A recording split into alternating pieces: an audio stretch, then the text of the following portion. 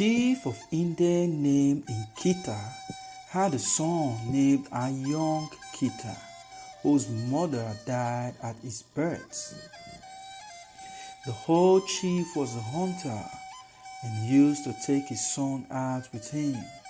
When he went into the bush, he used to do most of his hunting in the long grass which grows over nearly all the Indian country, and he used to kill plenty of bush bug in the dry season.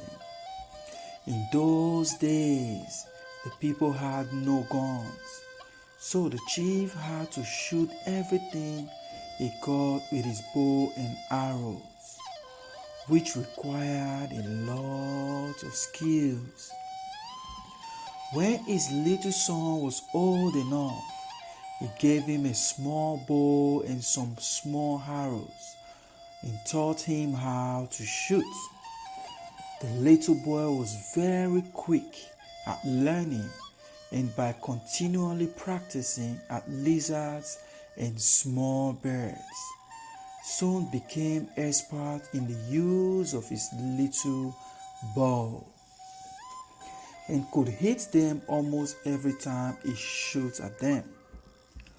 When the boy was 10 years old, his father died, and as he thus became the head of his father's house and was in authority over all the slaves, they became very discontented and made plans to kill him. So he ran away into the bush. Having nothing to eat, he lived for several days on the nuts which fell from the palm trees. He was too young to kill any large animals and only had a small bow and arrows, with which he killed a few squirrels, bush rats, and small birds, and so managed to live. Now once at night, when he was sleeping in the hollow of a tree, he had a dream in which his father appeared and told him where there was plenty of treasure buried in the earth. But being a small boy, he was frightened and did not go to the place. One day, some time after the dream, having walked far and being very thirsty, he went to a lake and was just going to drink when he heard a hissing sound and heard a voice tell him not to drink. Not seeing anyone, he was afraid and ran away without drinking. Early next morning, when he was out with his bow trying to shoot some small animal, he met an old woman with quite long hair. She was so ugly that he thought she must be a witch. So he tried to run, but she told him not to fear, as she wanted to help him and assist him to rule over his late father's house. She also told him that it was she who had called out to him at the lake not to drink, and there was a bad juju in the water which would have killed him. The old woman then took Ayong to a stream some little distance from the lake, and bending down, took out a small shiny stone from the water, which she gave to him, at the same time telling him to go to the place which his father had advised him to visit in his dream. She then said, "When you get there, you must dig and you will find plenty of money. You must then go and buy 2 strong slaves, and when you have gotten them, you must take them into the forest, away from the town, and get them to build you a house with several rooms in it. You must then place the stone in one of the rooms, and whenever you want anything, you have to do this. Go into the room and tell the stone what you want, and your wishes at once shall be granted.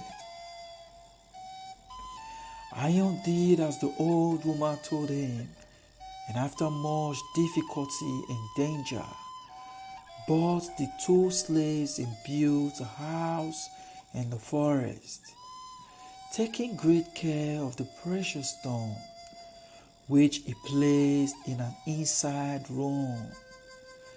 Then for some time, whenever he wanted anything, he used to go into the room and ask for sufficient number of rods to buy what he wanted.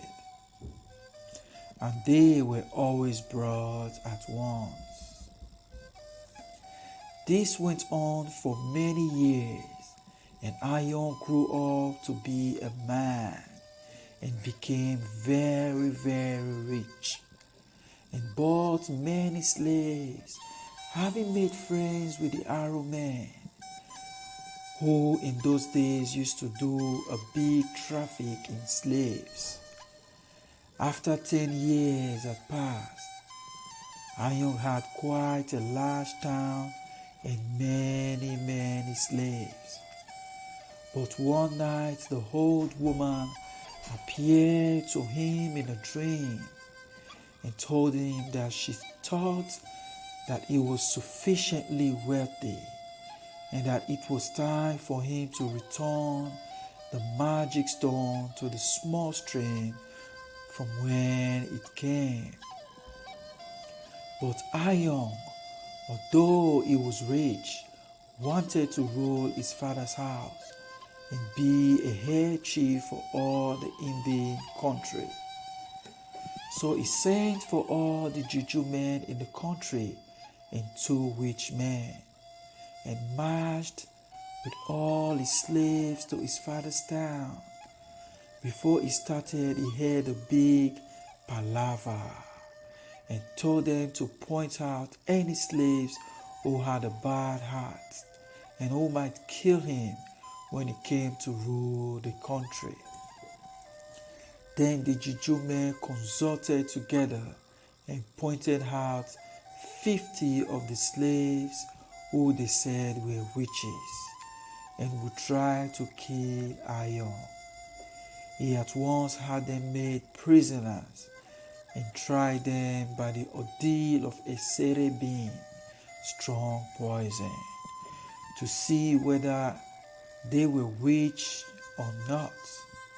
As one of them could vomit the beans, they all died and were declared to be witches. He then had them buried at once.